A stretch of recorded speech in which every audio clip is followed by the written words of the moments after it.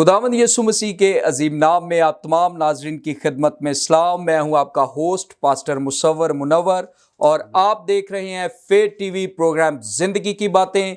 मेरे अजीज़ों, मैं खुदावंद की शुक्रगुजारी करता हूं कि आज एक बार फिर खुदावंद ने हमें ये फजल बख्शा कि हम एक नए टॉपिक के साथ आपकी खिदमत में हाजिर हो सके। मैं आप सबको इस नए प्रोग्राम में वेलकम और खुशामदीद करता हूं और आपसे दरख्वास्त करता हूं कि फेथ टीवी को और खुदा के बंदा पास्टर सिसल जॉन बरकत साहब को अपनी दुआओं में याद रखें, ताकि इसी तरह हम खुदा के कलाम की सच्चाइयों को आप तक पहुंचाते रहें। मेरे अजीज़ों, आज इस प्रोग्राम में जिस टॉपिक पर हम बात करेंगे वो है क्रिश्चियन फैमिली, मसीही ख़ानदान, और हम देखेंगे कि मसीही ख़ानदान के बारे में बाइबल क्या कहती है या बिब्लिकली तौर पर मसीही ख़ानदान को कैसा होना चाहिए। और आज इस टॉपिक पर हमारी रहनुमाई के लिए जो खुदाम स्टूडियो में हमारे साथ मौजूद हैं, मैं उनका तारुफ आपके साथ करवाना चाहता हूं।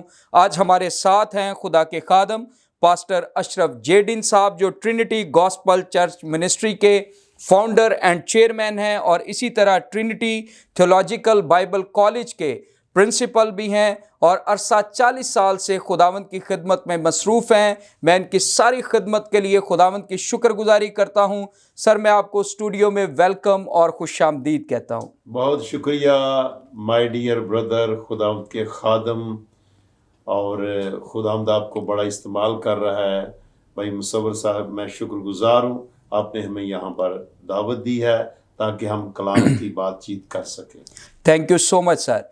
इसी तरह स्टूडियो में हमारे साथ खुदा के खादम पास्टर आरिफ गिल साहब, शालूम गॉस्पल मिनिस्ट्रीज के फाउंडर एंड चेयरमैन हैं और पासबानी खिदमत को सर अंजाम दे रहे हैं। अरसा 28 साल से खुदावंद की खिदमत में मसरूफ़ हैं और हम खुदावंद की शुक्रगुजारी करते कि आज इस टॉपिक पर हमारी रहनुमाई के लिए एक बार फिर स्टूडियो में मौजूद हैं। पादरी साहब, मैं आपको भी वेलकम और खुशामदीद कहता हूँ।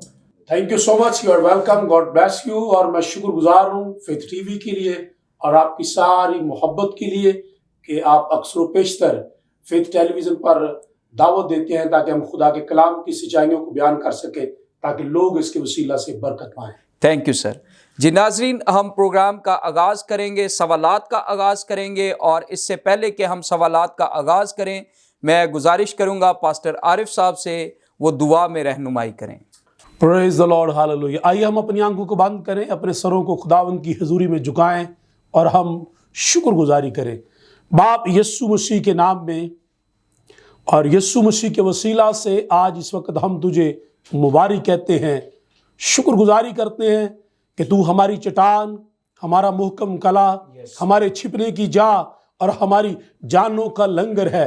तूने सारे जहान से प्यार किया और अपना इकलौता बेटा हमारा मुनज्जी खुदावंद यीशु मसीह बख्श दिया, ताकि जो कोई उस पर ईमान लाए हलाक न हो बल्कि हमेशा की जिंदगी पाए। हम शुक्रगुजारी करते हैं खुदावंद यीशु, तू खुदावंदों का खुदा, बादशाहों का बादशाह, हमारी चट्टान है। खुदावंद तू जिंदगी और जिंदगी की रोशनी है। खुदावंद तेरा कलाम हमारे कदमों के लिए चिराग और हमारी राह के लिए रोशनी है। तेरे कलाम की तशरीह जिंदगियों को नूर बख्शती है। तेरी सिंचाई जिंदगियों को आजाद करती है। कलाम की सिंचाई से जुए और बंधन टूटते हैं। कलाम की सिंचाई से रोशनी और जलाल चमकता है। आज इस प्रोग्राम के वसीला से बहुत सारी जिंदगियां तारीकी में से निकलकर रोशनी में दाखिल हों, हर तरह के बंधन और जुए टूटे और बहुत सारी जिंदगियों में ये कलाम असर करे और जो बीज बोया जाए वो बहुत सारा फल लाए, यीशु मसीह के नाम में, आमीन। जी नाज़रीन, हम सवालात के सिलसिले को शुरू करेंगे और इस टॉपिक के तनाजुर में मेरा पहला सवाल खुदा के खादम पास्टर अशरफ जेडिन साहब से होगा। पादरी साहब, आप हमारी रहनुमाई फरमाएं कि ख़ानदान क्या है और बाइबल के मुताबिक मसीही ख़ानदान की क्या सिफ़ात या औसाफ हैं। हालेलुया। खुदावंद यीशु मसीह के नाम में इस वक्त जो फेथ टेलीविज़न देख रहे हैं, पास्टर अशरफ जेडिन का बहुत बहुत सलाम, और मैं शुक्रिया अदा करना चाहता हूँ फेथ टेलीविज़न का, उसकी टीम का, और जनाब पास्टर सिसल जॉन बरकत साहब का, और پاسٹر مصور صاحب کا جو آج کے ہوسٹ ہیں اس پروگرام کے، اور بڑی خوبصورتی کے ساتھ اس کو لے کر چل رہے ہیں اور بڑا کامیاب ہے اور اچھا رسپانس بھی آ رہا ہے، لوگ بلیس ہو رہے ہیں، برکت پا رہے ہیں اور کلام کی بہت ساری سچائیوں سے اس پروگرام کے وسیلہ سے واقف ہو رہے ہیں۔ تو میں خداوند میں آپ سب کا مشکور ہوں۔ Thank you. سو خاندان کی بات، یہ بڑا اچھا سبجیکٹ آپ نے چنا ہے۔ تو میں تو اکثر جو آج کل کے میسیجز ہیں، پیغامات ہیں چرچز سے یا ویسے گفتگو کے اندر، تو خاندان کی بات زیادہ ہو رہی ہے۔ جی، اگر آج ہم خاندان کو سیو کر لیں گے روحانی طور پر، تو یقیناً ہم آسمان کی بادشاہت میں جا سکیں گے، نہ صرف ایک شخص بلکہ پورا خاندان۔ تو خاندان کا لفظ جو ہے یہ فارسی زبان کا لفظ ہے، جی، اور خاندان سے مراد ہے گھرانہ، قبیلہ اور گروہ، اور اس کے علاوہ اور بھی بڑے میننگز ہو سکتے ہیں، مگر ہم یہاں پر جو خاص طور پر ہے وہ گھرانہ کا لفظ جو ہے نا اس کو آگے لے کر چلیں گے۔ اور کنبہ بھی ہم اس کو کہتے ہیں، یعنی کہ کٹھے ایک جگہ پر مل کر رہنے والے۔ تو خاندان جو ہے یہ والدین سے آگے بڑھتا ہے۔ جی، تو خاندان کی اکثر بے شمار قومیں ہیں زمین کے اوپر، جی، تو ان کے مذاہب بھی الگ الگ ہو سکتے ہیں، ان کے عقائد بھی الگ الگ ہو سکتے ہیں مذہبی جو ہیں، مگر میں سمجھتا ہوں کہ بائبل مقدس جو دنیا کی تخلیق کی بات کرتی ہے اور خدا کو متعارف کراتی ہے، دنیا کے نظام کو متعارف کراتی ہے، بائبل مقدس ہے، اور دنیا کی تخلیق کو اور اس میں خاندان کو بڑی اہمیت دی گئی ہے۔ تو خاندان کے اندر خدا نے باپ کو، ماں کو اور پھر ان کے بچوں کو انکلوڈ کیا ہے، اور اس کے بعد یہ خاندان جو ہے اپنے رشتے ناطے میں آگے بڑھتا ہے۔ تو میں اس بات کو بیان کرنا چاہتا ہوں کہ دنیا کا ہر خاندان کسی بھی قوم، قبیلہ سے، مذہب سے تعلق رکھتا ہے، اس کا بیسیکلی خالق کون ہے اور وہ کس کے ساتھ جڑا ہوا ہے اور کس کے ساتھ نامزد ہے، اور وہ بائبل مقدس کے اندر ایک بڑی سچائی ہے۔ افسیوں کے خط کو اگر ہم پڑھتے ہیں تو اس کے 3 باب کی 14 اور 15 آیت کے اندر خاندان کا خالق جو ہے وہ ہمیں نظر آتا ہے۔ جی، اور اس میں 14-15 آیت میں یہ لکھا ہے افسیوں کے خط کے اندر، اس کے 3 باب میں، اس سبب سے میں اس باپ کے آگے گھٹنے ٹیکتا ہوں جس سے آسمان اور زمین کا ہر ایک خاندان نامزد ہے۔ آمین۔ تو جو بلڈ ریلیشن ہے، اس کے جو افراد ہیں، گھرانہ ہے، یہ خاندان ہے۔ جی، اور بائبل مقدس کے اندر اگر ہم دیکھیں تو خاندانی زندگی کو ہی انٹروڈیوس کروایا گیا ہے۔ خدا نے جب شروع میں ابتدا میں دنیا کے سب چیزوں کو تخلیق کیا اور پھر چھٹے دن اس نے آدم کو بنایا اور اس کی نتھنوں میں زندگی کا دم پھونکا، اور پھر اس کے بعد اس نے یہ دیکھا کہ یہ اکیلا ہے تو اس کا مددگار بھی ہونا چاہیے، تو خدا نے اسے پھر ایک عورت بنا کر اس کی پسلیوں میں سے ایک کو لیا اور عورت بنا کر اس کے سامنے اس کو رکھا، اور وہ اس کی مددگار ہوئی۔ جب ایک خاندانی رشتہ ایک سے جب 2 ہوتے ہیں تو وہ خاندان کی بنیاد رکھتے ہیں۔ سو خاندان جو ہے، میں یہ عرض کرنا چاہتا ہوں کہ خاندان جو ہے یا گھرانہ جو ہے، اس کی بنیاد خدا نے رکھی، جی، اور پھر خدا نے دنیا کو تخلیق کیا اور آگے خاندان بڑھتے گئے۔ آدم کا خاندان ہے، سیت کا خاندان ہے، نوح کا خاندان ہے، آگے پھر چلتے جائیں تو ابراہیم سے پھر آگے بنی اسرائیل کی نسل جو چلتی ہے، تو خدا بارہا خاندان کے طور پر بات کرتا ہے۔ تو اس لیے ایک خاندان کے اندر جو بلڈ ریلیشن کے لوگ رہتے ہیں وہ کنبہ ہے، وہ خاندان ہے، اور وہ خدا کی طرف سے، خدا ان کا تخلیق کرنے والا ہے، خدا ان کا پیدا کرنے والا ہے۔ اور بائبل مقدس میں ہم جب اس بات کو دیکھتے ہیں تو کوئی بھی دنیا کا بشر اس بات کو نہ بھولے کہ اس کا نام جو ہے وہ خدا کے نام سے نامزد ہے، اور جو خالق ہے، جو خلق کرنے والا ہے۔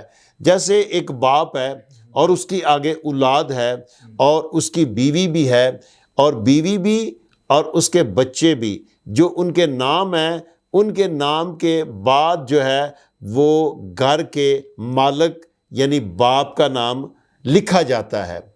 پہچان جو ہے وہ باپ کے نام سے ہوتی ہے کہ یہ کس نسل اور گھرانے سے شخص تعلق رکھتا ہے۔ تو یہاں پر جو ہم نے سنا ہے کہ ہر ایک خاندان جو ہے وہ خدا کے نام سے نامزد ہے، یعنی کہ ہر خاندان کا جو خالق ہے، تخلیق کرنے والا ہے، وہ خدا ہے۔ اس لیے ہمیں کبھی نہیں بھولنا اس بات کو۔ تو اگر ہمارا خدا ہے تو پھر ہمیں خدا کی مرضی کے اندر رہ کر اپنے خاندان کو لے کر چلنا ہے، اپنے گھرانے کے لوگوں کو لے کر چلنا ہے، اپنے کنبے کے لوگوں کو لے کر چلنا ہے، اور آگے جا کے یقیناً خاندان کے بہت سارے پہلوؤں پر ایک نظر رکھی جائے گی۔ اور یہاں پر خاندان سے یہی مراد ہے، ایک گھرانے کے بلڈ ریلیشن کے اندر جو لوگ ہیں ان کو خاندان کا نام دیا گیا۔ جی تھینک یو سو مچ سر، خداوند آپ کو برکت دے۔ میں چاہتا ہوں اس میں آپ مسیحی خاندان کی صفات اور اوصاف پر بھی روشنی ڈالیں۔ آپ نے بڑی وضاحت سے ہمیں بتایا خاندان کیا ہے، اس کی بنیاد کیا ہے، اور خاندانوں کا مالک یا خالق کون ہے۔ لیکن میں چاہتا ہوں کہ مسیحی خاندان، اسپیشلی کرسچن فیملی، اس کی کیا صفات یا اوصاف ہیں؟ آمین۔ یہ بڑا اچھا آپ نے سوال کا حصہ جو اگلا تھا وہ پوچھا ہے کہ مسیحی خاندان کی صفات کیا ہیں۔ تو یقیناً جب ہم ایک مسیحی خاندان کی بات کرتے ہیں، اس سے مراد یہ ہے کہ مسیح کے پیروکار، ایسا خاندان، ایسا گھرانہ، ایسی قوم جو مسیح کی پیروکار ہے اور وہ مسیحی کہلاتی ہے۔ تو یقیناً میں سمجھتا ہوں اس میں جیسا ہمارا رہنما ہے، جیسا ہمارا مسیحا ہے، جس سے ہم مسیحی بنتے ہیں، ہمیں اس کے نقش قدم پر چلنا چاہیے۔ اور جو مسیحی گھرانہ ہے، میں سمجھتا ہوں نمبر 1 یہ ہونا چاہیے کہ وہ مسیح یسوع میں شامل ہو، اور مسیح یسوع میں شامل ہونے کے لیے نئی پیدائش کا لینا ضروری ہے، یعنی کہ وہ نجات یافتہ ہو۔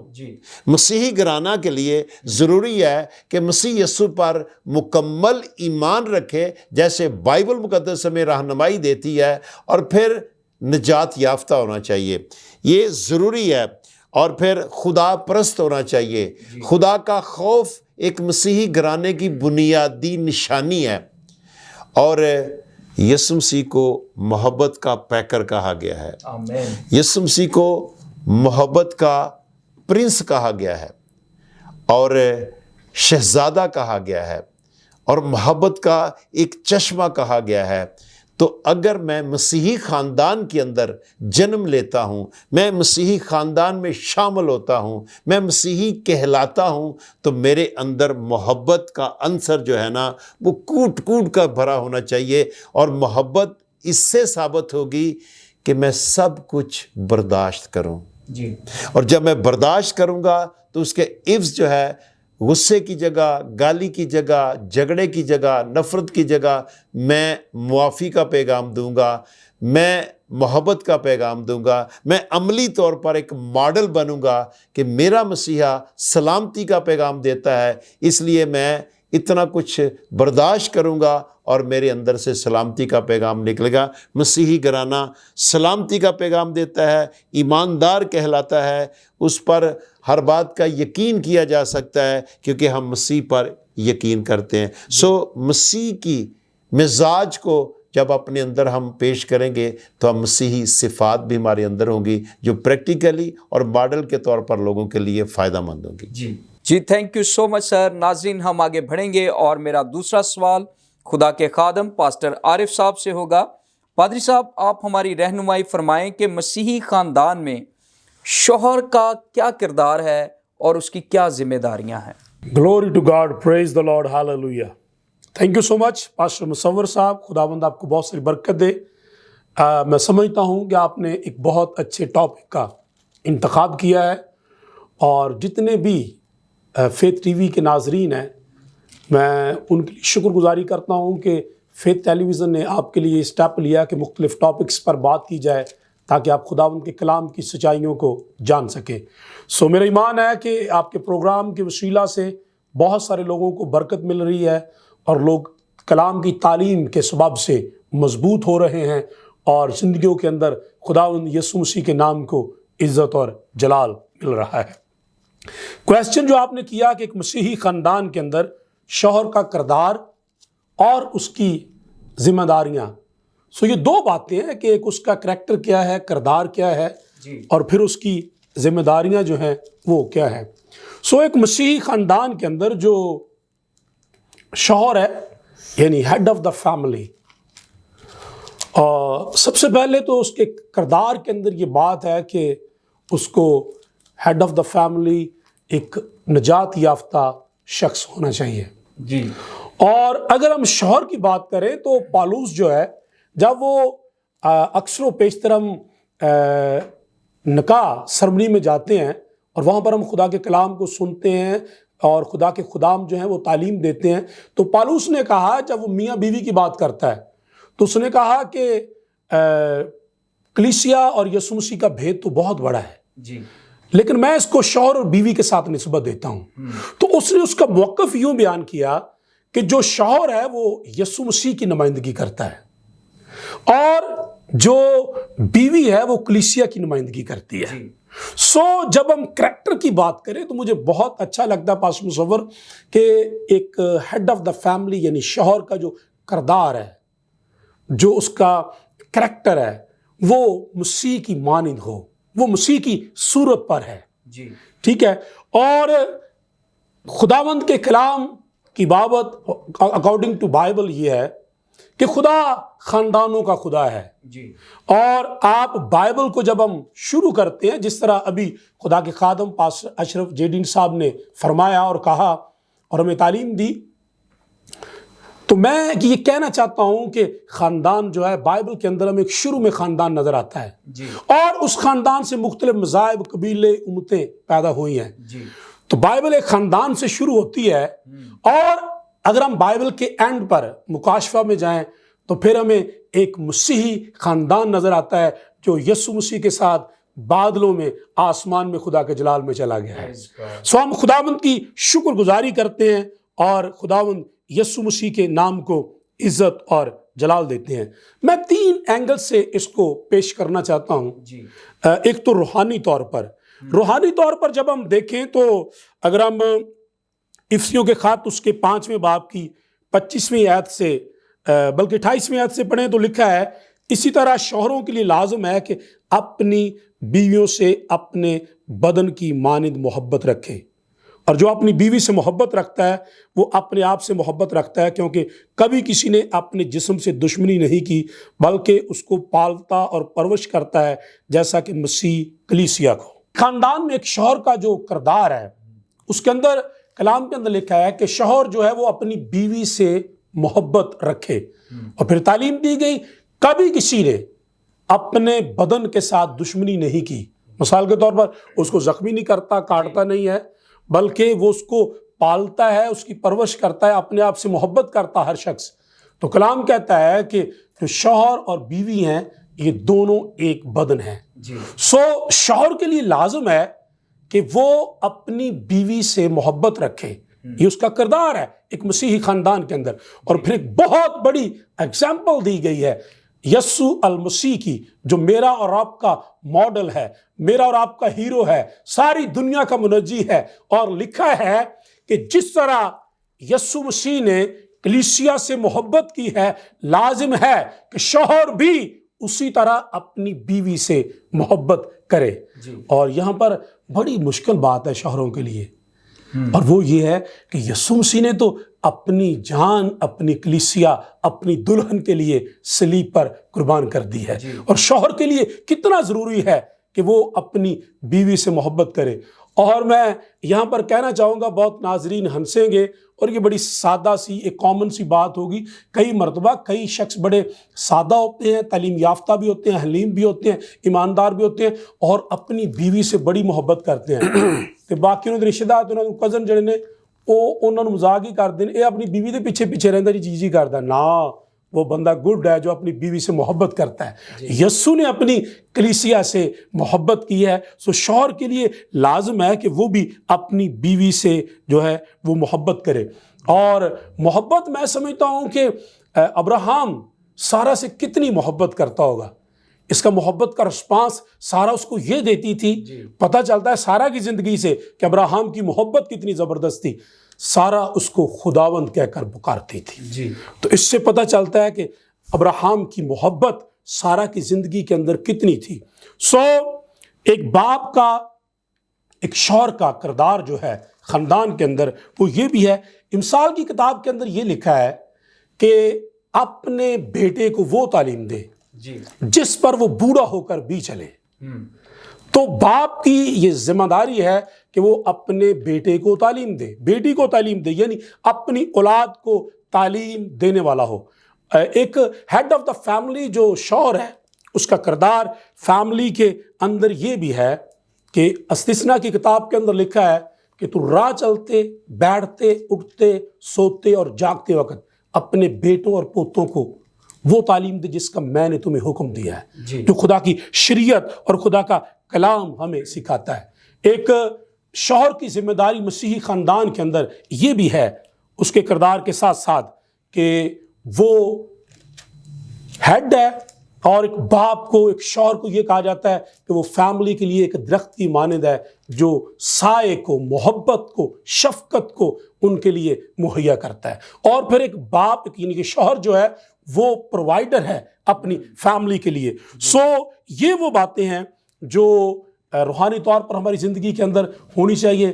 سو جو شوہر کی محبت ہے وہ ایک بہت بڑی ذمہ داری کے اندر آتی ہے، اس پر لاگو ہے محبت۔ اس کے بعد میں جسمانی طور پر یہ کہوں گا، افسیوں 5ویں باب کی اگر ہم 28ویں آیت کو پڑھیں تو لکھا ہے کہ شوہر اپنی بیوی سے اپنی مانند محبت رکھے۔ پھر متی کی انجیل میں لکھا ہے 19ویں باب کی 5ویں آیت میں کہ مرد اپنے ماں باپ کو چھوڑے گا اور اپنی بیوی سے ملا رہے گا۔ سو اس کی ذمہ داری کے اندر ہے کہ جب اس کی شادی ہوتی ہے، ایک خاندان میں آتا ہے، تو وہ اپنی بیوی سے ملا رہے۔ اس کا مطلب ہرگز نہیں ہے فیتھ ٹی وی کے ناظرین جو ہیں کہ وہ اپنے ماں باپ کی عزت نہ کرے یا ان کی ذمہ داریوں کو پورا نہ کرے یا ان کو پرووائڈ نہ کرے، جب وہ بزرگ ہو جائے تو ان کو مہیا کرے سب کچھ، لیکن وہ اپنی بیوی کے ساتھ ملا رہے اور وہ دونوں ایک بدن ہیں۔ اور پھر جب کبھی بیوی بیمار ہوتی ہے، بچے بیمار ہوتے ہیں، بیوی بیمار ہو جائے تو شوہر کی بڑی ذمہ داری ہے اس کے اندر۔ بعض اوقات کئی شوہر جو اسے بڑی کتراتے ہیں اور شرم محسوس کرتے ہیں، اور میں سمجھتا ہوں کہ اگر بیوی بیمار ہے تو ایک شوہر کو بڑی ذمہ داری سے بچوں کی دیکھ بھال کرنی چاہیے۔ اور میں نے کئی مرتبہ تو دیکھا ہے کہ شوہر بڑے ایکسپرٹ ہیں، وہ کوکنگ کرتے ہیں، وہ بیوی کی ہیلپ کرتے ہیں۔ مجھے خیر بہت ساری چیزیں تو نہیں بنانا آتی، ورنہ کبھی مسز بیمار ہو تو میں بچوں کو چائے یا بریڈ کا کچھ سینڈوچ کر کے دینا ہو تو میں بچوں کی ہیلپ کر دیتا ہوں کہ بچے کم سے کم اسکول چلے جائیں۔ تو یہ ساری شوہر کے اوپر جو ہے وہ ذمہ داری آتی ہے۔ ایوب کی زندگی کی بہت بڑی ایک ایگزامپل ہے کہ ایوب اپنے دن پر لکھا ہے پہلے باب میں کہ اپنے دن پر وہ اپنے بچوں کو، اپنے بیٹے اور بیٹی کو اکٹھا کرتا، سوختنی قربانی دیتا، اور وہ سمجھتا تھا کہ ہو سکتا ہے کہ میرے بچوں سے کوئی غلطی یا گناہ ہو گیا ہے۔ سو خاندانی طور پر یہ ہے کہ ایک شوہر کو ذمہ داری اٹھاتے ہوئے فیملی کی تمام ذمہ داریوں کو اٹھانا چاہیے، اپنے بیوی کے ساتھ، اپنے بچوں کے ساتھ صلاح مشورہ کرنا چاہیے۔ کئی مرتبہ شوہر جو ہیں وہ اچھے پڑھے لکھے ہو سکتے ہیں، وہ اچھی تعلیم یافتہ ہو سکتے ہیں، ایماندار بھی ہو سکتے ہیں، لیکن وہ کل ہی ہر کار اپنا فیصلہ کر دینے۔ لیکن میں سمجھتا ہوں کہ شوہر کی ذمہ داری کے اندر آتا ہے کہ وہ اپنی بیوی کے ساتھ مشورہ کرے۔ اگر بچے بڑے ہیں تو فیملی کے لوگ بیٹھیں، دعا کریں اور وہ کہیں کہ جی ہمیں اس طرح سے یہ کام کرنا ہے۔ فیصلہ باپ کا ہی ہے، شوہر کا ہی ہے جو ہیڈ آف دا فیملی ہے، لیکن کم سے کم اپنی بیوی سے مشورہ لے، ایک سے دو جو ہیں وہ بہتر ہیں۔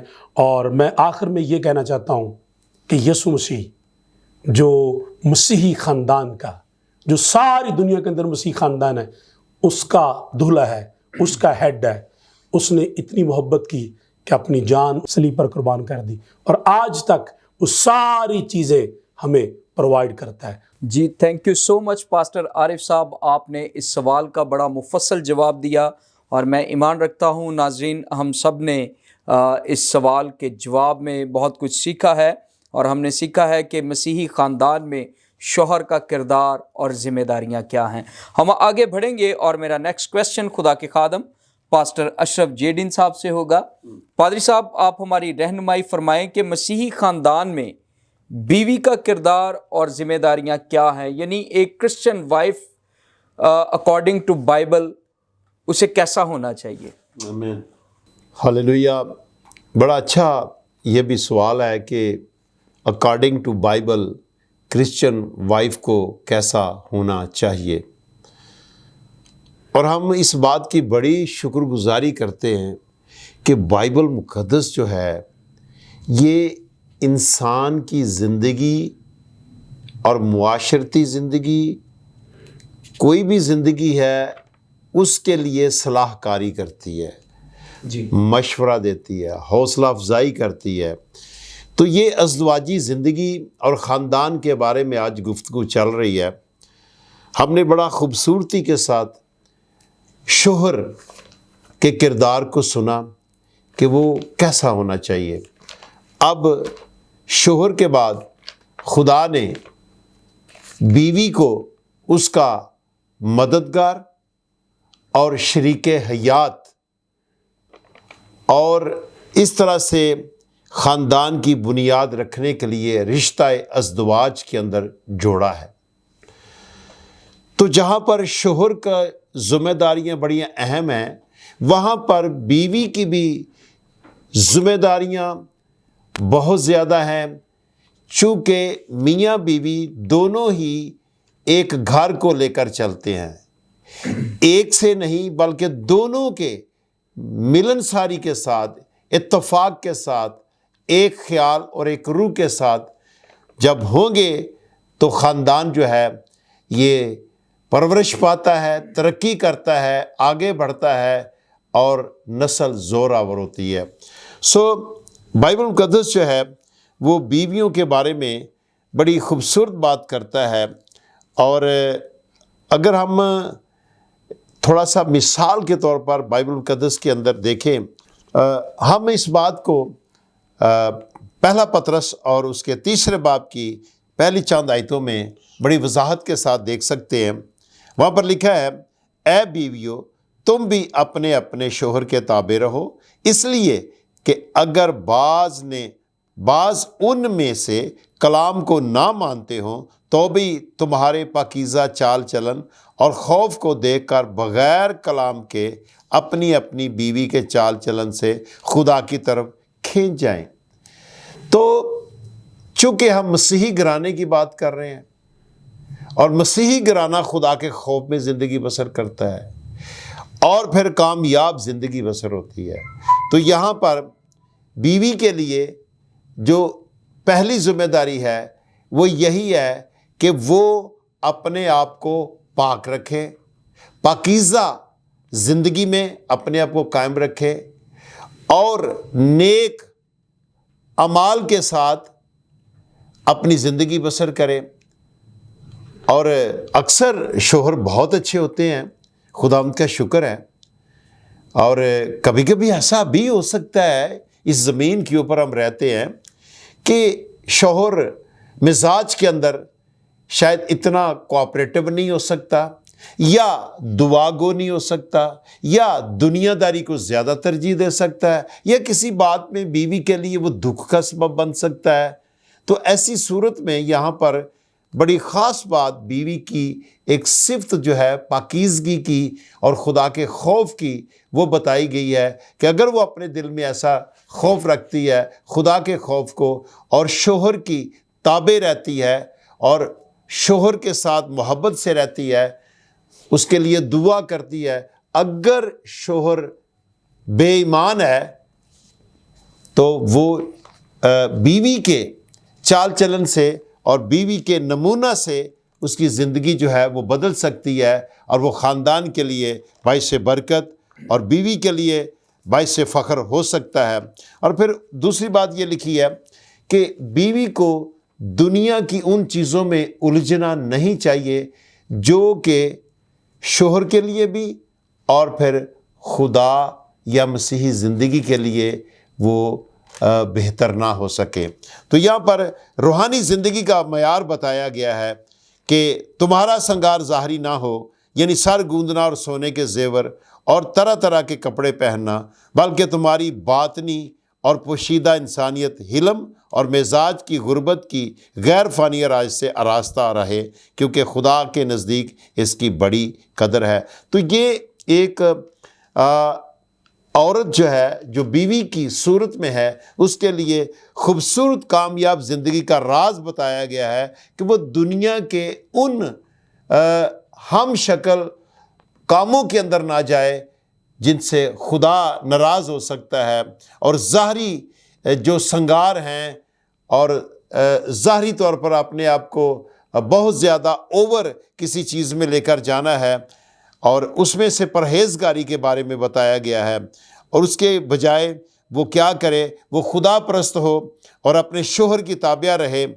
اور نیچے ایک مثال دی گئی ہے کہ شروع میں بھی، یعنی بائبل کے ابتدائی زندگی میں بھی، دنیا کی ابتدائی زندگی میں بھی خاندان تھے، خدا پرست عورتیں تھیں، بیویاں تھیں، اور یہاں پر ابراہیم کے خاندان کی مثال دی گئی ہے کہ ابراہیم کی بیوی جو سارہ تھی وہ خدا پرست بھی تھی اور اپنے شوہر سے ڈرتی بھی تھی، پاک دامن بھی تھی، اور اس طرح سے وہ اپنے شوہر کو مالک کہہ کر پکارتی تھی۔ تو جو بیویاں ہیں وہ اپنے آپ کو اپنے شوہروں کے اس طرح سے تابع رکھیں کہ شوہر ان کے نیک چال چلن سے اپنی زندگی کو بہتر سے بہتر بنائیں۔ اور امثال کے 31ویں باب کے اندر ایک زبردست بیوی کی مثال دی گئی ہے کہ جو ایک اچھی بیوی ہے وہ اپنے شوہر کے لیے اپنی زندگی کی عمر بھر اور تمام ایام میں نیکی کے لیے سب کچھ کرتی ہے، بہتری کے لیے سب کچھ کرتی ہے۔ اور پھر نیک عورت جو ہے، نیک بیوی جو ہے، یہ بھی خدا ہی کی طرف سے ملتی ہے، اور کلام میں لکھا ہے جس کو بیوی ملی اس کو تحفہ ملا اور اس پر خداوند کا فضل ہوا۔ تو بیوی جو ہے یہ خاندانی زندگی کا اہم حصہ ہے، اور اس کے بغیر انسان وہ پرورش جو گود سے لے کر اور پھر لڑکپن اور جوانی تک ہوتی ہے، وہ ایک ماں کے روپ میں جو اپنے شوہر کی بیوی ہے، اپنے بچوں کی اچھی تربیت کرتی ہے، تو یہ اس کی ذمہ داری میں ہے، کیونکہ پہلا سکول جو ہے وہ ماں کی گود ہے، پہلی پرورش، پہلی درسگاہ جو ہے وہ ماں کی گود ہے۔ اس لیے ماں کو جب وہ اپنے بچوں کو اس طرح سے لیتی ہے تو اپنی ذمہ داری کے اندر جو ہے اس کو اس طرح سے اپنے خاندان کی پرورش کرنی چاہیے، روحانی طور پر بھی، جسمانی طور پر بھی۔ اور اچھی بیوی جو ہے اپنے شوہر کے ساتھ ہر کام کے اندر سپورٹر ہوتی ہے، اس کی عزت کا خیال رکھتی ہے۔ کبھی کبھی میاں بیوی کے اندر مس انڈرسٹینڈنگ ہو سکتی ہے، نا اتفاقی ہو سکتی ہے، کسی بات پر اتفاق رائے نہیں ہو سکتی، یا کبھی کبھی ہم ایک دوسرے کی بات کا گلا شکوہ یا غصہ کر سکتے ہیں۔ تو اچھی بیوی جو ہوتی ہے وہ تنہائی میں اکیلے بیٹھ کر کچھ گلا شکوہ محبت پیار سے شوہر سے کر سکتی ہے کہ مجھے اس بات سے کچھ میں ہرٹ ہوئی ہوں، یا اچھا نہیں لگا، اگر آپ ایسے کر دیتے تو زیادہ بہتر تھا۔ یعنی اخلاقیات کے دائرے کے اندر رہ کر اگر ہم اپنے گلے شکوے ان کو نبھائیں تو شوہر بھی خوش ہو گئے۔ بعض اوقات ہم طنزیہ، بہت ساری بیویاں اپنے شوہروں کے آگے اس طرح سے غیر ضروری بولتی ہیں کہ شوہر اریٹیٹ ہو کر تو پھر اپنی بد زبانی پر آ جاتے ہیں، غصہ پر آ جاتے ہیں، حالات بگڑ جاتے ہیں۔ میں سمجھتا ہوں ایک مشورہ کے طور پر ایز اے خدا کا خادم ہوتے ہوئے، ایز اے بزرگ خادم ہوتے ہوئے، جتنی بھی بیویاں ہیں اپنے اپنے شوہروں کے ساتھ وہ برداشت کے ساتھ اپنی زندگی بسر کریں۔ کبھی کبھی ہو ہی جاتا ہے، لیکن شوہر ہی ہے جو پورے گھر کو چلا رہا ہوتا ہے۔ ہم نے سنا اس سے پہلے کہ شوہر کس طرح سے اپنے خاندان کو لے کر چلتا ہے، اور بیوی کے لیے ضروری ہے کہ بیوی کا کردار جو ہے وہ نرم دل ہونا چاہیے۔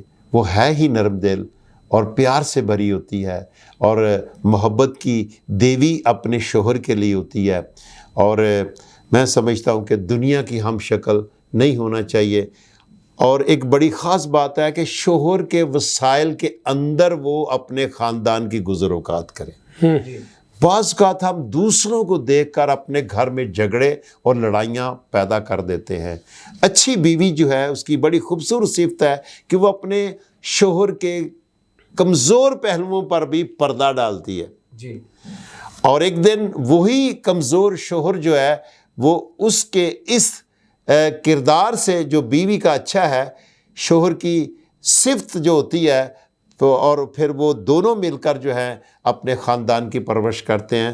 تو بیوی کے لیے ہمیشہ یہی ہے کہ وہ سب کچھ برداشت کرے اور شوہر کے لیے ہمیشہ دعا کرے۔ جب شوہر گھر سے باہر جاتا ہے اس کے لیے ضرور دعا کرے، اس کی سلامتی کی دعا کرے، اس کے واپس آنے کی سلامتی کی دعا کرے، اور دونوں مل کر دعائیہ زندگی کو اپنائیں۔ جب میاں بیوی دونوں مل کر دعائیہ زندگی کو مضبوط کریں گے تو یہ ایک مسیحی گھرانہ جو ہے وہ نظر آئے گا، اور پھر خدا کا کلام پورا ہوگا کہ وہ مسیحی گھرانے کو پیار کرتا ہے اور ترقی ہوتی ہے۔ تو یہ بیوی نہ صرف اپنے شوہر کے لیے بلکہ کلیسیا اور سب کے لیے باعث ایک خوشی اور باعث نمونہ اور باعث ماڈل ہوتی ہے۔ تو یہ مسیحی خاندان ہے، یہ مسیحی ایک شوہر کی مسیحی بیوی ہے، تو اسے اس طرح سے اپنی زندگی بسر کرنی چاہیے آمین، تاکہ نمونہ بنے اور بچے ترقی کریں ماں باپ کے کردار کو دیکھ کر۔ جی تھینک یو سو مچ سر، خداوند آپ کو برکت دے۔ آپ نے بڑا مفصل جواب دیا، اور ہم نے ایک کرسچن وائف کے کریکٹر کو اور اس کی رسپانسبلٹیز کو بائبل میں سے دیکھا ہے۔ ہم آگے بڑھیں گے، اور میرا نیکسٹ کویسچن خدا کے خادم پاسٹر عارف گل صاحب سے ہوگا۔ پادری صاحب، آپ ہماری رہنمائی فرمائیں کہ کرسچن فیملی میں جو بچوں کا کردار ہے یا ان کی خدا اور اپنے پیرنٹس کے لیے، والدین کے لیے جو ان کی ذمہ داریاں ہیں وہ کیا ہیں؟ پریز دی لارڈ، ہاللویہ۔ پاسٹر مصور، بہت زبردست کویسچن کیا آپ نے کہ ایک مسیحی خاندان کے اندر بچوں کا کردار یا بچوں کی ذمہ داریاں کیا ہیں۔ سو ہم شکر گزاری کرتے ہیں۔ میرا ایمان ہے کہ فیتھ ٹی وی کو جتنے لوگ دیکھ رہے ہیں آپ برکت پا رہے ہیں، اور یقیناً یہ کلام آپ کی زندگی کو بدلے گا۔ یہ سوال جو ہے یہ خصوصی نوجوان بیٹے اور بیٹیوں کے لیے ہے۔ ایک مسیحی خاندان کے اندر بچوں کو سب سے پہلے خدا کا وفادار ہونا چاہیے، اور اس کے بعد اپنے ماں باپ کا، اور اس کے بعد پھر خدا کے جو خادم ہیں یا ان کے جو چرچ کا خادم ہے، آپ اس کی عزت کریں اور اس کی بھی اس کے ساتھ وفادار رہیں، تاکہ آپ کی زندگی کے اندر خداوند یسوع مسیح کے نام کو عزت اور جلال ملے۔ اور میں اس بات کے لیے شکر گزاری کرتا ہوں کہ جب بچے اپنی ذمہ داریوں کو نبھاتے ہیں، اپنی زندگی سے خدا کی عزت کرتے ہیں، ماں باپ کی عزت کرتے ہیں، خدا کے خادموں کی عزت کرتے ہیں، بزرگوں کی عزت کرتے ہیں، خدا کے کلام کی عزت کرتے ہیں، تو ماں باپ کا جو سارا وہ فخر سے بلند ہو جاتا ہے، اور سب سے بڑھ کر ہمارے منجی خداوند یسوع مسیح کے نام کو عزت اور جلال ملتا ہے۔ امثال کی کتاب کے اندر تیسرے باب میں یہ لکھا ہے کہ اے میرے بیٹے، میری تعلیم کو فراموش نہ کر، بلکہ تیرا دل میرے حکموں کو مانے، کیونکہ ان سے عمر کی درازی اور پیری اور سلامتی تو حاصل کرے گا۔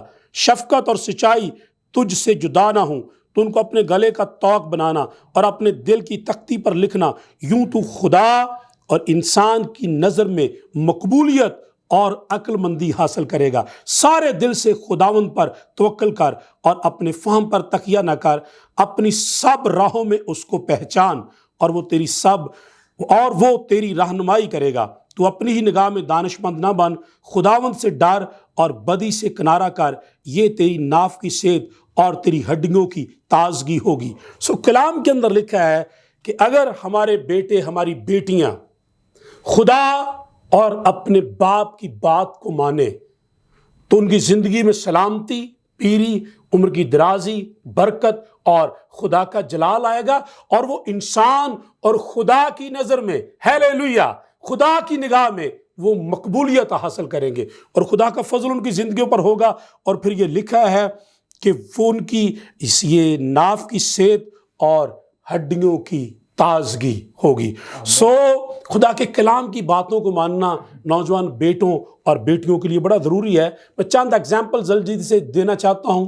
ایک چھوٹا لڑکا جب یسوع مسیح نے بیابان کے اندر 5000 لوگوں کو کھانا کھلایا تو ایک لڑکے کے پاس 5 روٹیاں اور 2 مچھلیاں تھیں، اس نے تابع داری کی اور اپنی روٹیاں جو ہیں وہ پیش کر دی، مچھلیاں پیش کر دی، اور کلام کے اندر لکھا ہے 5000 لوگوں نے بچوں اور عورتوں کے علاوہ کھانا کھایا، پھر بھی 12 ٹوکرے بچ گئے۔ اس تعداد کو اگر یوں اسکالر جو بیان کرتے ہیں وہ 25 سے 30 ہزار لوگوں کی تعداد ہے۔ ایک لڑکے نے اپنی ذمہ داری کو تابع داری کے اندر لیا کہ مجھے یہ کام کرنا ہے خدا کے جلال کے لیے۔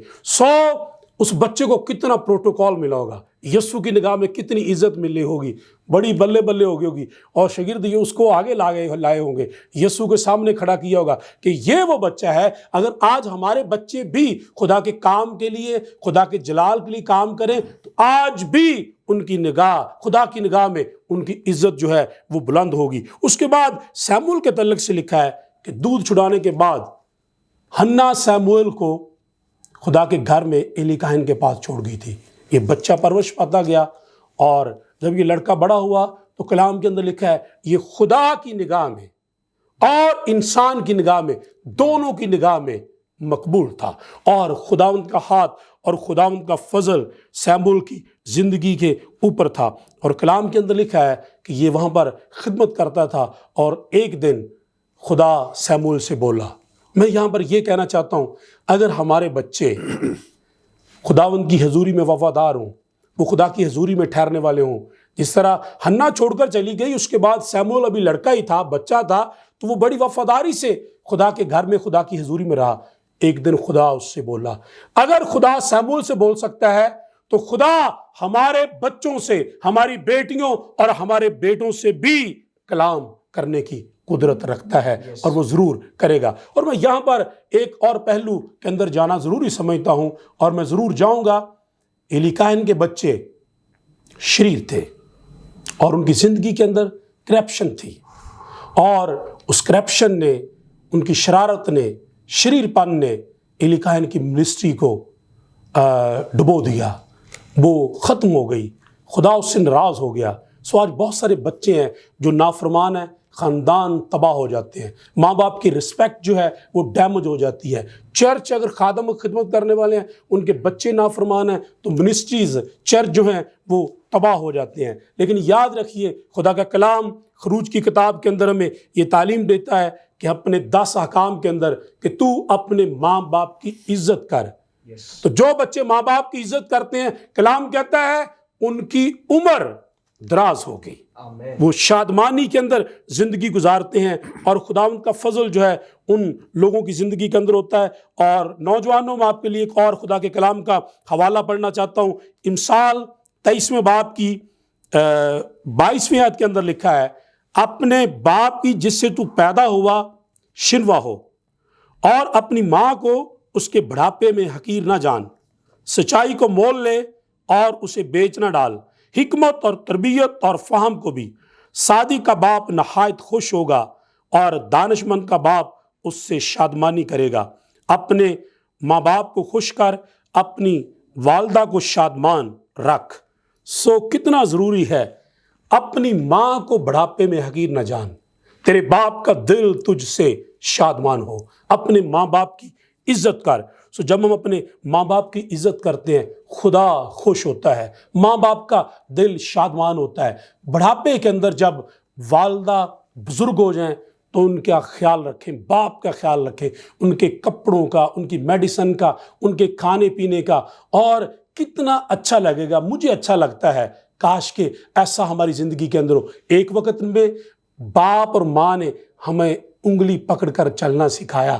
کاش کہ جب وہ بزرگ ہوں اور لڑکھڑاتے ہوں تو بچے, بیٹے یا بیٹیاں اپنے ماں باپ کا ہاتھ پکڑ کر ان کے ساتھ ساتھ چلیں اور لوگ دیکھ کر ہمارے آسمانی باپ کی تمجید کریں گے. آخری بات, یسوع مسیح نے اپنے ماں باپ کی عزت کی اور اپنے ماں باپ کی خدمت بھی کی, اور 30 سال کی عمر تک جب یسوع مسیح جوان ہوا تو اپنے باپ کے ساتھ وہ ذمہ داریوں کو نبھاتا رہا, کام کرتا رہا. اور نہ صرف یہاں پر بلکہ صلیب پر بھی اس نے اپنی ماں کی فکر کی, اور اس نے اپنے شاگرد کو کہا کہ یہ تیری ماں ہے, اور یوحنا کو کہا یہ تیری ماں ہے, اور ماں سے کہا آج کے بعد یہ تیرا بیٹا ہے. کاش کہ آج کے بچے آپ کے اور میرے خدا اور ماں کی, باپ کی عزت کرے, بزرگوں کی عزت کرے. اور میرا ایمان ہے کہ خدا کا جلال ان کی زندگی سے ظاہر ہوگا, اور ان کی زندگی کے اندر کبھی کسی چیز کی کمی نہیں ہوگی, اور خدا کا آسمان کھلا رہے گا.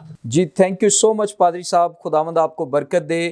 آپ نے بڑی خوبصورتی کے ساتھ اس سوال کا جواب دیا. ہم آگے بڑھیں گے اور میرا نیکسٹ کویسچن خدا کے خادم پاسٹر اشرف جیڈین صاحب سے ہوگا. پادری صاحب, آپ ہماری رہنمائی فرمائیں کہ بائبل مقدس جوائنٹ فیملی سسٹم کے بارے میں کیا تعلیم دیتی ہے؟ شکریہ بھائی مصور صاحب, بڑا اچھا ہمارا یہ سیشن چل رہا ہے, اور خاندان کی زندگی پر اتنی اچھی اچھی گفتگو اکارڈنگ ٹو بائبل کی جا رہی ہے, تاکہ ہمارے ناظرین جو ہیں فیض ٹیلی ویژن کے, وہ خاندان کے بارے میں کچھ جانکاری کریں, اور اس طرح سے مسیحی زندگی کو خاندانی زندگی کے اندر اپنائیں. تو بائبل مقدس کے اندر جو رہن سہن ہے, یہ در حقیقت جب عبرانی لوگ دنیا کے اندر بڑھنے لگے, یعنی ابراہیم کی جو نسل تھی, جی, اسحاق کے بعد یعقوب, اور یعقوب کے پھر آگے 12 بیٹے اور اس کا خاندان, تو یہ خاندان جو ہے یہ بائبل مقدس کے اندر بنی اسرائیل جو ہیں پوری بائبل کے اندر ان کے رہن سہن, ان کا اٹھنا بیٹھنا, ان کی گفتگو, ان کی زبانیں, یہ ساری کی ساری چیزیں پوری دنیا کے لیے ایک ماڈل بن گئی تھیں. اور خدا نے جو ہمیں خاندانی نظام انٹروڈیوس کروایا ہے نا, وہ اکٹھے رہنے کا ہے. جوائنٹ فیملی کو بائبل ترجیح دیتی ہے, خاندان کے ساتھ رہنے کو ترجیح دیتی ہے. ہم کیسے پہچانیں گے کہ یہ نوح کا خاندان ہے, یہ ابراہیم کا خاندان ہے, یہ اسحاق کا خاندان ہے, یا یہ فلاں شخص کا خاندان ہے؟ میرے عزیزو, اگر ہم ایوب کی زندگی کے اوپر دیکھیں, اس کے خاندان کو دیکھیں, تو ان کا اٹھنا بیٹھنا, ان کا رہن سہن, ان کا مل کر ایک دوسرے کے جنم دن پر ضیافتوں میں شامل ہونا, تو یہ ہمیں ایک خاندان کو اکٹھے دکھاتا ہے. جوائنٹ فیملی جو ہے اس کو دکھاتا ہے.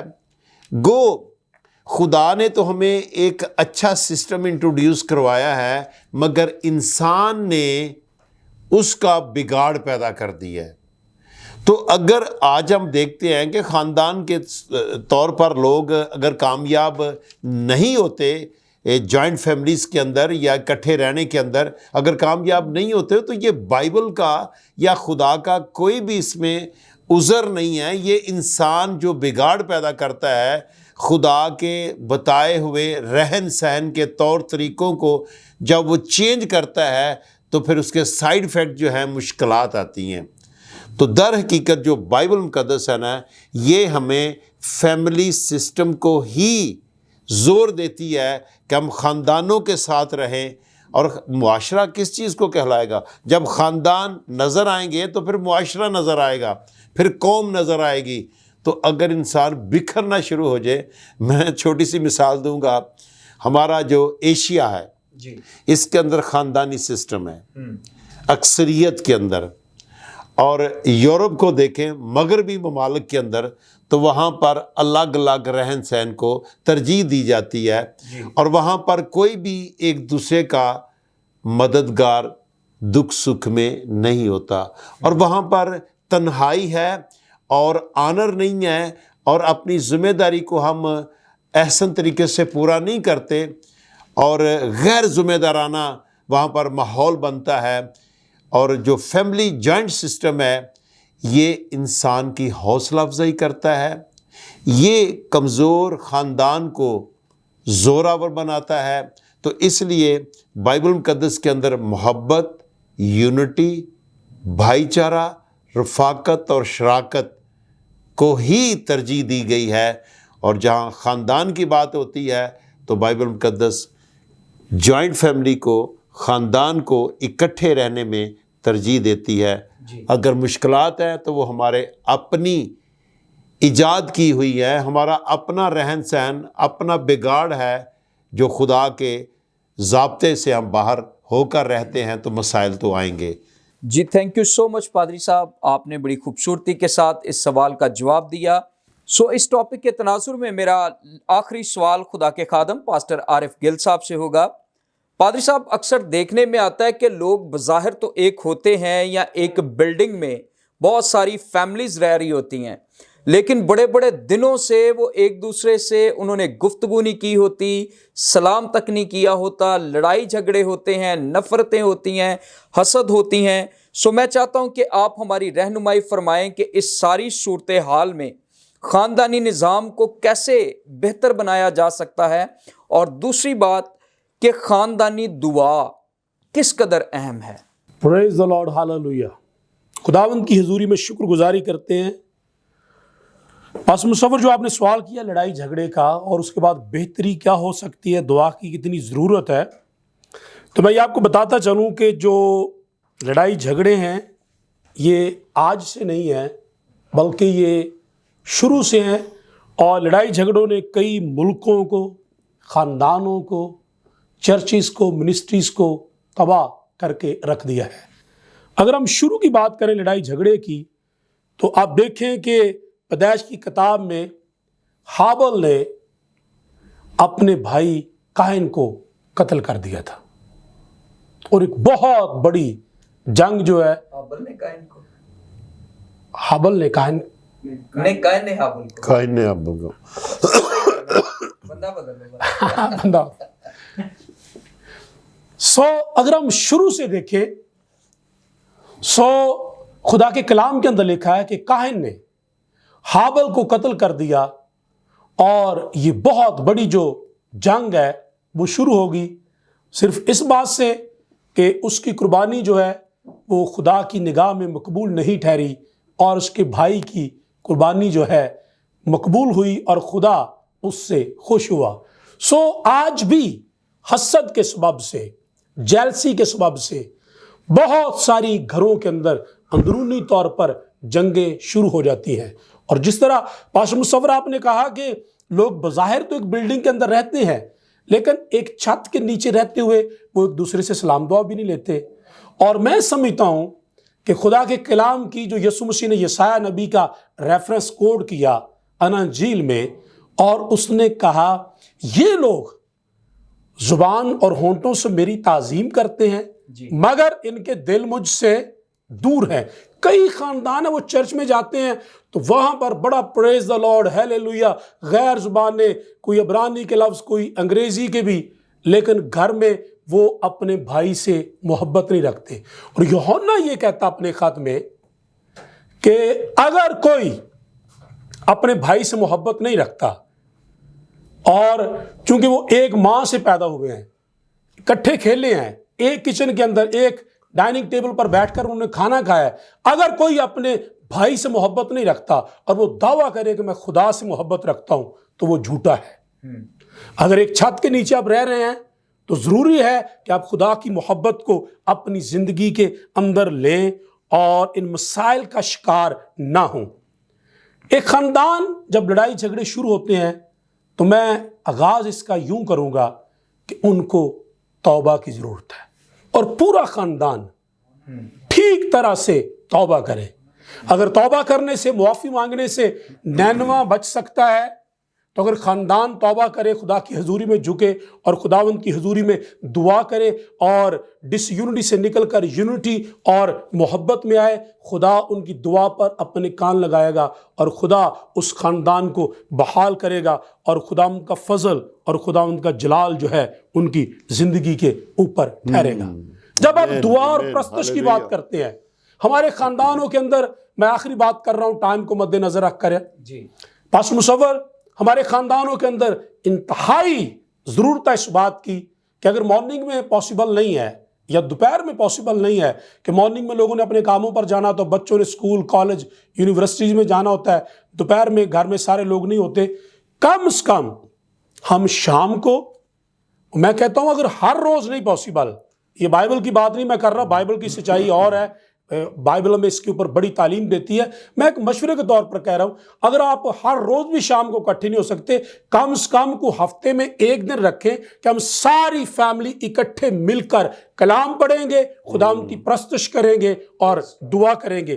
یشوع نے لوگوں کو یہ کہا تھا، استثنا کی کتاب اس کے 24ویں باب کی 14ویں اور 15ویں آیت میں، یشوع نے اب لوگوں کو کہا تھا، بنی اسرائیل کو، تم چاہے جس کسی مرضی کی پرستش کرنا چاہتے ہو کرو، چاہے ان دیوتاؤں کی جن کی تمہارے باپ دادا کرتے تھے، یا ان مصری دیوتاؤں کی جب تم مصر میں تھے تو ان کی عبادت کرتے تھے، لیکن میں تجھے کہوں گا کہ نیک نیتی سے خدا کا خوف رکھو اور خدا کی پرستش کرو۔ رہی میری اور میرے گھرانے کی بات، ہم تو خداوند اپنے خدا ہی کی پرستش کریں گے۔ سو لوگ جیسے مرضی ہوں، ایک مسیح خاندان کے اندر جب مسیح کی پرستش ہوگی تو یقیناً خاندان ترقی کرے گا، خدا کے جلال میں بڑھے گا، اور ایک دن آئے گا کہ جب یسوع مسیح بادلوں پر آئے گا تو یہ خاندان باقی خاندانوں کے ساتھ ہوا میں اڑ کر بادلوں کے ساتھ اپنے منجی خداوند یسوع مسیح کا استقبال کرے۔ Hallelujah, hallelujah. جی thank you so much pastor Arif صاحب، آپ نے بڑی خوبصورتی کے ساتھ اس سوال کا جواب دیا، اور میں اس میں ایک بات کو ایڈ کرنا چاہتا ہوں۔ کسی خادم نے بڑی خوبصورت بات کہی، اس نے کہا کہ جو خاندان اکٹھے دعا کر سکتے ہیں وہ اکٹھے رہ بھی سکتے ہیں، اور یقیناً جب ہم اکٹھے پریئر کریں گے تو خدا ہمیں ایک بھی کرے گا۔ سو ناظرین، میں ایمان رکھتا ہوں آپ نے اس پروگرام کے وسیلہ بہت برکت پائی ہے۔ میں خدا کے خدام کا شکریہ ادا کرنا چاہتا ہوں جو اسٹوڈیو میں آئے اور اس ٹاپک پر ہماری رہنمائی کی۔